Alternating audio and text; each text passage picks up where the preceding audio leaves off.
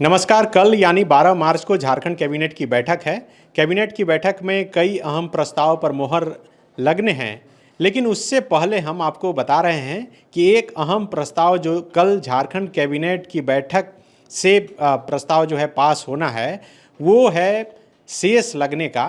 क्या है और इससे क्या कुछ असर पड़ेगा, ये जानेंगे। हमारे साथ हमारे पॉलिटिकल एडिटर जितेंद्र कुमार जी हैं। कैबिनेट की बैठक में तो कई प्रस्ताव पास होते हैं, क्या कुछ खास है, ये शेष लगने का क्या है? अब तक की जो सूचना है उसमें माइंस डिपार्टमेंट जो खनिज धारित भूमि है, मतलब जिस जमीन पर खनन होता है उस पर अतिरिक्त सेस लगाने का प्रस्ताव तैयार किया है। तो चूँकि मैया योजना के तहत सरकार की एक बड़ी राशि खर्च हो रही है और सरकार की वित्तीय स्थिति थोड़ा सा अनुकूल नहीं है, इसलिए सेस लगा के सरकार चाह रही है कि प्रति वर्ष हम 3,000 से 5,000 करोड़ रुपया का अतिरिक्त राजस्व मतलब की उगाही कर सके। मतलब शेष अभी भी लग रहा है, लेकिन अब अतिरिक्त शेष लगाया जाएगा। अतिरिक्त लगाया ये जाएगा। क्या कहकर लगाया जाएगा अतिरिक्त शेष? अतिरिक्त इसको लेके ना कई राज्यों ने सुप्रीम कोर्ट में मुकदमा किया था। उसमें था कि हमारे राज्य में जो भूमि पर खनिज का खनन होता है और उसका दुष्प्रभाव हमारे मतलब स्टेट में पड़ता है, लोगों पर पड़ता है, इंफ्रास्ट्रक्चर हमको चाहिए। तो सुप्रीम कोर्ट ने अपने आदेश में कहा था कि राज्य सरकारें अतिरिक्त शेष लगा सकती है, मतलब शेष तो पहले से ही वसूलती है, लेकिन अब वो और शेष ले सकती है। उसके बाद आपको शायद ध्यान होगा, जो विधानसभा के पिछले मानसून सत्र में झारखंड सरकार ने झारखंड खनिज धारित भूमि उपकर अधिनियम को पास किया था। उसके बाद इस पर राज्यपाल जो संतोष गंगवार हैं उन्होंने भी अपनी सहमति दे दी थी, लेकिन चूंकि नियमावली नहीं है, मतलब अधिनियम के बाद ना उसको कैसे एक्सिक्यूट किया जाए उसके लिए एक नियमावली की भी ज़रूरत होती है। तो नियमावली नहीं होने के कारण वो शेष वसूलने की प्रक्रिया जो थी वो लंबित थी। अगर अब कैबिनेट के बैठक में इस पर स्वीकृति मिल जाएगी तो हमको लगता है कि जो 1 अप्रैल से अगले वित्तीय वर्ष से सरकार अतिरिक्त शेष की वसूली शुरू कर देगी। जो खनन वाली जमीन है उसी पर ये अतिरिक्त शेष, मतलब टैक्स बोलेंगे शेष को? हाँ, एक तरह से वो टैक्स ही है, उसको शेष बोलते हैं। उपकर मतलब अतिरिक्त उप माने उप होता है, कर माने टैक्स।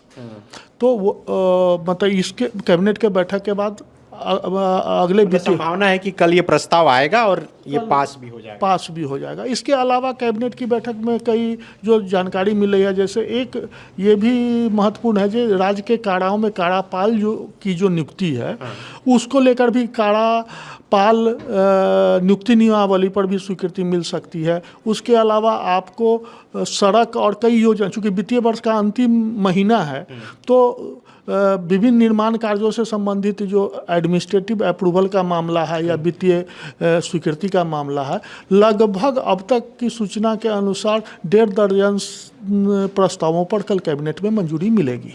तो बिल्कुल देखिए, बड़ी खबर जितेंद्र सर बता रहे हैं कि कल होने वाली कैबिनेट की बैठक में, यानी होली से पहले की ये कैबिनेट की बैठक है और इसमें 1.5 दर्जन से अधिक प्रस्ताव पर मोहर लगनी है। क्या होली से पहले ये बैठक बुलाई गई है, सिर्फ इसलिए कि बजट का सत्र खत्म हो गया और उसके बाद सभी इलाके में चले जाएंगे, या सरकार होली से पहले कोई उपहार भी देने जा रही है कैबिनेट के लिए? उपहार की तो जानकारी नहीं है, लेकिन स्वाभाविक रूप से होली की छुट्टी जो है सो 17 तक लगभग विधानसभा भी बंद है और उसके बाद आपको 17 के बाद 14-15 दिन का समय ही इस वित्तीय वर्ष का बचेगा।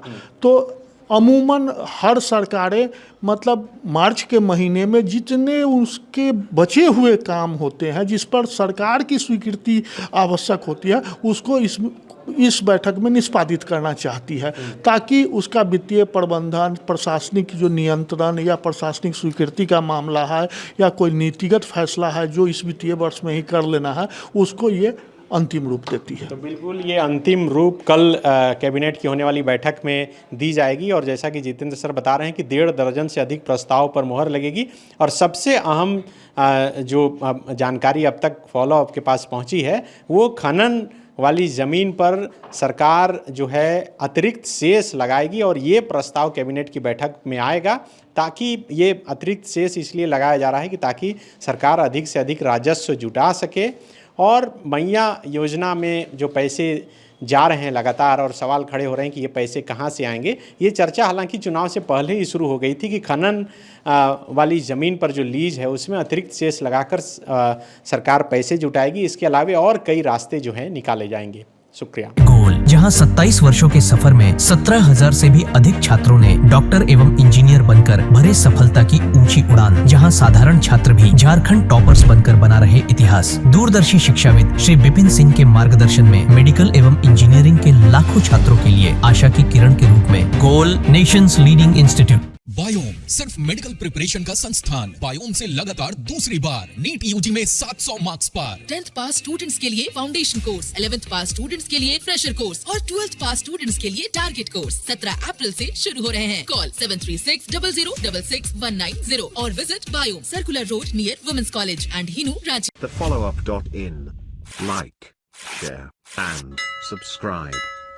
www.thefollowup.in